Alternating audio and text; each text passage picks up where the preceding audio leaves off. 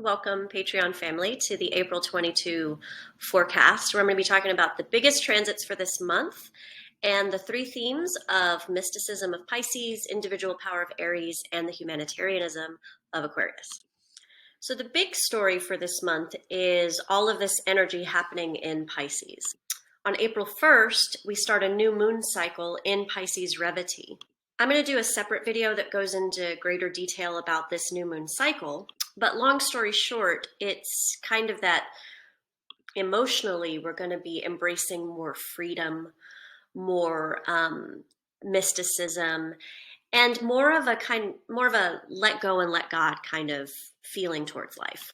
Then on April 13th, we have a huge transit when Jupiter moves into Pisces. It's a big deal because Jupiter's transits last about a year, and Jupiter is our capacity for hope, optimism, and wisdom. For the last couple of years, Jupiter has been in Saturn-ruled signs, which means our capacity for hope has really been going through it. It's really been tested. There's been a lot of pressure and stress and fear on top of it. When Jupiter goes into its own sign of Pisces, though, it's like we feel like it's okay to start having hope again. This doesn't mean that all the stresses that have been causing us worry go away. Saturn's still going to be in a Saturn-ruled sign, but it means that we're going to be able to meet stressful experiences with more hope, optimism, and wisdom. This transit is a really great time to connect with inspiring teachers and to explore more metaphysical, spiritual, or mystical topics. Then on April 27th, Venus moves into Pisces for about a month. So Venus is the part of us that's concerned with finding happiness in this world, particularly with other people. We all have this tendency to look to other people for our happiness and to think that the only way to experience joy is through having our desires fulfilled. But Venus is exalted in Pisces, which means that even if we don't get what we want, even if people cause disappointment for us, we're still able to find joy and happiness because we're able to connect to something bigger, an internal feeling of connection, and a more transcendental way of looking at the world and our relationships. So the next big theme for the month is the individual power of Aries. On March 17th, we had another one of these really big shifts when the nodes of the moon moved into the Aries-Libra axis. And that's a big deal because they stay there for 18 months. Rahu in Aries means that we're all really being drawn to develop our personal power, our strength, and our ability to defend our principles. And Ketu in Libra means that we're scrutinizing how much our desires cost, how much we're willing to accommodate others, to compromise with others, how willing we are to put others' needs in a higher place of importance than our own. Those are huge themes for the next 18 months. But on the 14th, when the sun moves into Aries for about a month, and on April 30th, when we have a solar eclipse, these Aries-Libra themes are going to get more pronounced.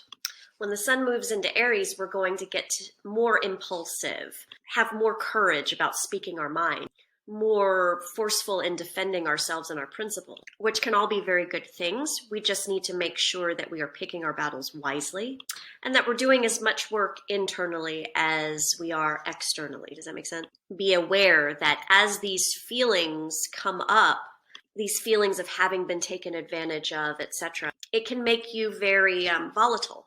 So you want to watch out for blow-ups that are bigger than really what's required. Same thing for the solar eclipse on April 30th. Finally, we have some big Aquarius energy affecting us this month. Mars moves into Aquarius on April 7th and stays there for about a month.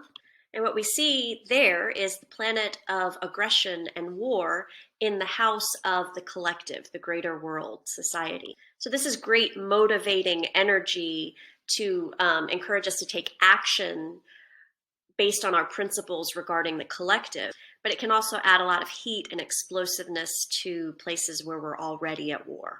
So obviously things like what's going on in Ukraine, but also domestically, areas where we are fighting with each other could get a little bit more heated. And then another huge shift as Saturn moves into Aquarius on April 28th. Saturn's a big deal because it moves into a sign and stays there for 2 years. Now this transit is actually a little mini preview. Saturn will be in Aquarius for most of the summer, then it will move back into Capricorn from, fall into January of next year. But then in January of next year, it's going to stay in Aquarius for 2 years. So when Saturn moves into Aquarius for a few months, there's still stress and pressure like there was in Capricorn. But in Capricorn, that stress and pressure is internal. It's an internal fear of, am I going to survive? Am I going to have enough? Am I going to be okay?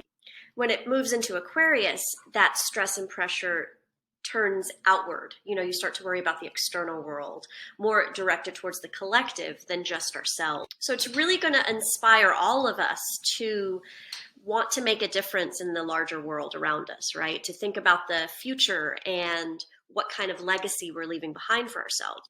We're all going to be wanting to move the world in a positive direction. The thing to keep in mind is that people who have a very different idea about what a positive future looks like are also being influenced by this energy. And the truth is, the future will be won by those who are the most active during this Saturn in Aquarius transit. I really can't stress enough how crucial this time is going to be, how important it's going to be for us to work together to steer the ship in a positive direction. It's definitely not a time for sitting on the sidelines and just hoping that it will all work out the way that you want. So as you feel that call to do things to improve the external world, I would really encourage you to act on those for the benefit of all of us. So that's April 2022 in a nutshell. Like I said, I'm going to do a follow-up video just on the new moon cycle, but I hope this is useful. Please feel free to leave comments, questions, etc. Be safe and be well.